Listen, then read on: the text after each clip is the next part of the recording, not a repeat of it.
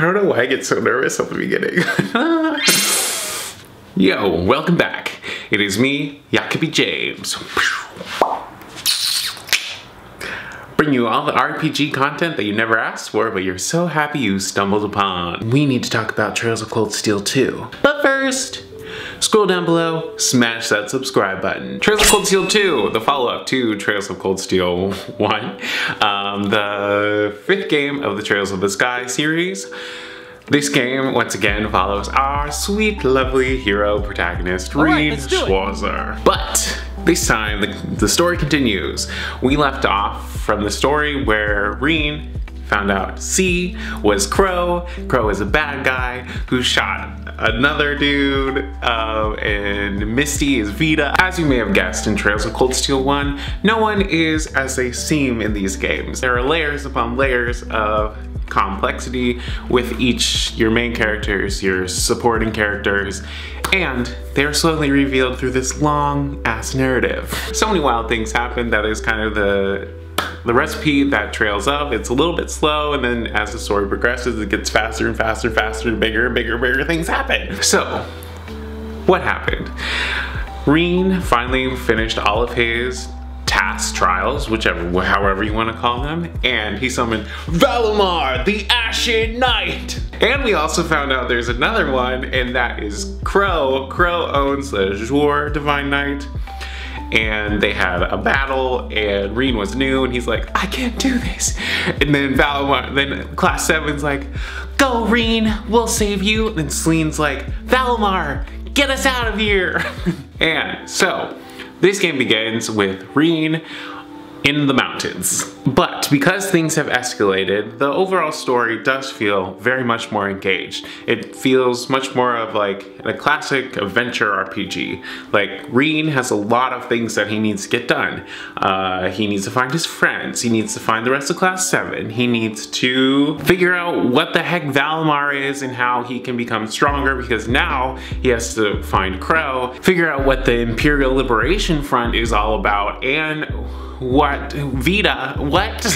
So, Reed has a lot of tasks, and with a lot of tasks is in very much the recipe of a classic RPG. And this game, I feel, moves much faster because we are no longer in school. What's nice with the pace is you're constantly moving around and going on adventures and tasks, but you are also going back to places that you have already played through in Trails of Cold Steel 1, so you're very familiar with many of the locations that you will traverse in CS2. In CS2, Reed is still the main character. Shocker. But what's nice is in this game, you are not flooded with a 9-character party at the start of the game. What feels more attuned to RPGs in general is as you progress through the story, yes, you're rescuing and finding your Class 7, but those supporting characters that you have come to know or are somewhat familiar with in CS1 do show their faces and can be party members. In regards to your party, the battle system of CS2 is pretty much the same. You still have your arts, you still have your crafts, you still have your natural attacks. What is good and what is also bad can be that people's move pools haven't really changed at all. Same move, kind of same aesthetic, form set moves. They basically do the same thing. So I mean, you've played probably 100 hours already with these characters, so you're very familiar and would have liked maybe some upgrades. But 2, you can just continue playing in the same style that you are used to in the Trails of series. I will say, the broken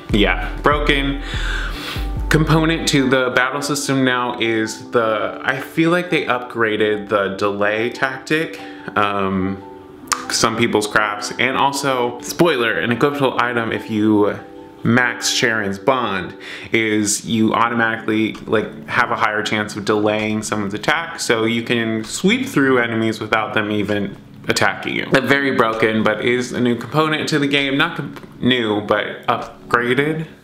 Overloaded on. But like I said, Class 7 is still the main central party of CS2. There are just some fun additions. I think they incorporated them because some of those supporting characters in CS1 are very integral into the main narrative of the story.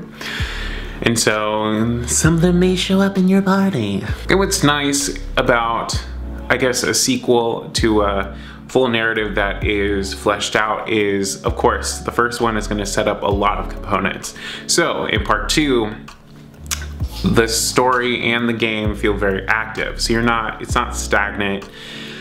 You're running around accomplishing tasks, you're getting deeper bonds with the characters that were introduced. Finally, you get some back history on one of your main central party members who remained a mystery for the entire 100-hour playthrough of Cold Steel 1. The only changes I can think of in regards to the battle system is your Arcus unit. It looks a little different. So before you had, like, I think it's 8 slots, 9 slots. And then some characters had like 3 lines, some characters had 4 lines where you could equip your orbments and like you couldn't have 2 stat debuffs in the same line. Well, now the orbments are set up to where you have to upgrade each slot. They come with two separate like little rings, and then you have to spend enough Sepith. You have to spend enough Sepith to upgrade each of those slots. So more potent orbments require like more slots filled, if that makes sense. Not really a positive, it doesn't really do much. I mean, it kind of makes you more broken because you aren't really limited to, you're still limited to like the specific color Sepith slots, but you're not limited to only equipping a certain amount of the same kind of orbment. But the biggest upgrade is the Soldat battles. Panzer Soldats are basically the bad guys' interpretation and self-built models of the Divine Knights.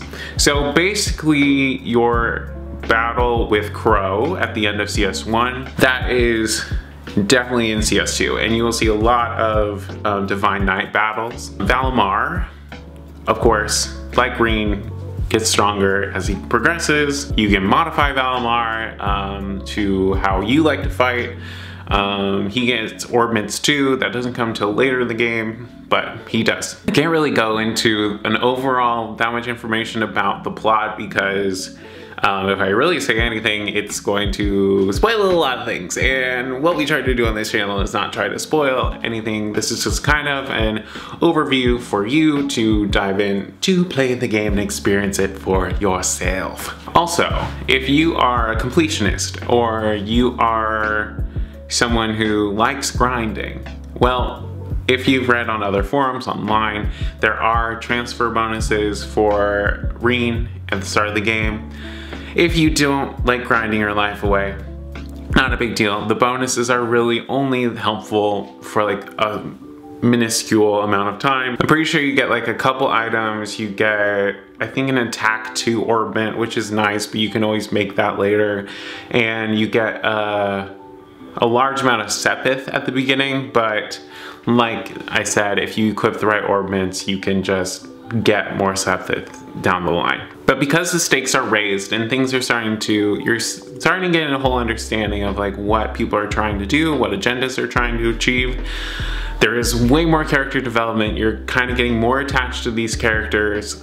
You may have been iffy about a few things in CS1, but they are slowly coming together in CS2. Of course, this is a narrative that has been planned out from the beginning, so some things will be solved, but more things will be opening, and also it does that weird thing that I talked about in CS1 where there is a final boss battle, but then there's another final boss battle that overarches into the whole story of Cold Steel. Actually, not really Cold Steel, but like Trails in the Sky. Is that good? Is that bad?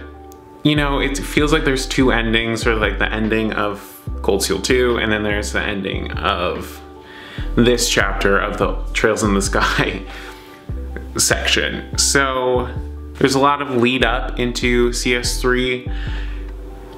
How they do it, we'll talk about in another video. Overall, I would say this game is much better than CS1 just because of the overall story narrative. There's just things going on. You're not stuck at school. I really don't feel like the game loses much gumption at all once you get started.